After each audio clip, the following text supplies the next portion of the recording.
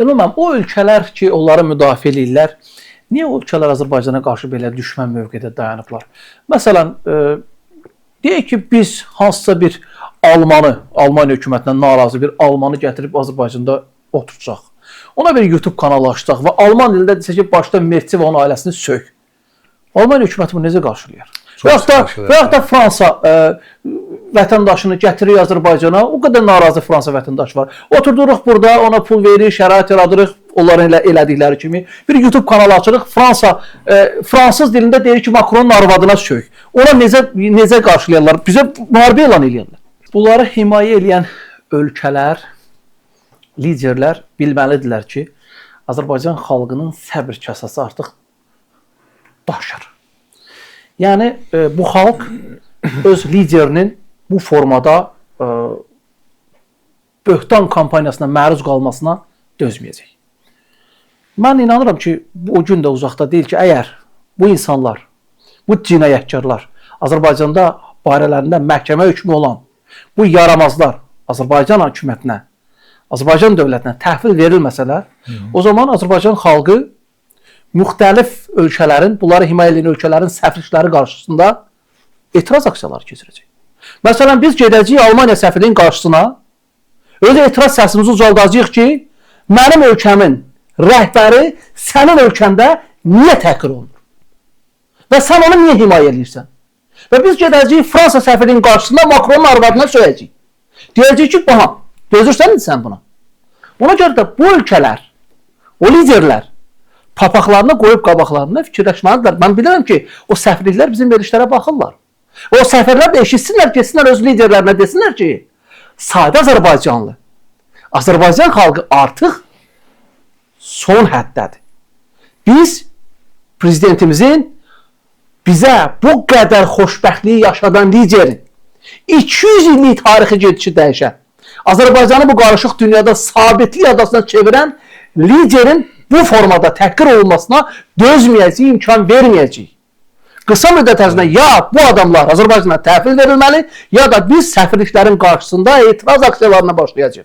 Bunun başqa variantı yox. Tural bəy, ümumiyyətlə o bayaqki fikrinizlə tam şərikəm ki, bax biz güclük, biz qüdrətliyik, biz tarix yazmış dövlətik, millətik və bunlar tarixdə epizoddur, bunlar satqındır və s. və buna görə də it hürər, karvan keçər məntiqi indi işləmir. Xeyr, qəti. İndi informasiyasıdır. Bəli, bəli. Sən susursansa, informasiya müharibəsi gedir. Sən susursansa, sən dinmirsənsə və o bu fürsətdən istifadə edib gecə gündüz şəhər böhtan ləkə atırsa, kimlərin söyləyəninə xal sala bilir, kimlərin sadəcə şübhə toxumu səpə bilir. Ona görə də mən bir daha verilişin əvvəlində söylədim. Hər bir vətəndaşımız tutduğu postdan, vəzifədən, nə bilim, onun hansı deməli işindən, gücündən, dini mənsubiyyətindən, əqidəsindən və s. asılı olmayan söhbət vətəndən, dövlətdən, dövlətçilikdən və prezidentdən, prezident birisi də dövlətin bir simvoludur. Bəli. Toxunulmaz şəxsdir. Bəli. Söhbət gedirsə, o halda mövqe ortaya qoymalıdır. Mövqe ortaya qoymalıdır. Mövqesizlik çox pis şeydir. Mövqesiz insanlar ikiyüzlü olur. Mövqesiz insanlara etibar etmək olmaz. Mövqesiz insanlar arxadan zərbə vurur. Və mən illərdir ki, həmişə öz mövqeyimi ifadə etmişəm və həmin o bu qələmunlara, həmin o satqınlara mən həmişə meydan oxuyuram və deyirəm ki, biləsiniz, bundan sonra 1-ə 5, 1-ə 10 qat sizinlə varam və sizinlə mübarizə aparacağım. Çünki bizim işimiz haqq işidir. Mən fərqindəyəm ki, mən indi dərkiləmirəm ki, məyər bu qədər mi çətin məsələdir ki, biz ona görə bu günləri qürurlu millət olmuşuq ki, bizim Heydər Əliyev kimi tarix şəxsiyyətimiz olub və xalqımız Ulu Öndərə qəlbində əbədi heykəl həm də ona görə qoyub ki, o özündən sonra elə bir varis yetişdirir ki, o varis Heydər Əliyevin ən ümdə, ən duyğusal deməli arzularını, həyati arzularını həyata keçirtdi, torpaqlarını işğaldan azad etdi. Bu müqəddəs arzu idi və onu yerinə yetirə bildi, onu bacardı. Xalqı öz ətrafında birləşdirdi, müzəffər ordu formalaşdırdı və bu tarixi zəfərimizi əldə etdi.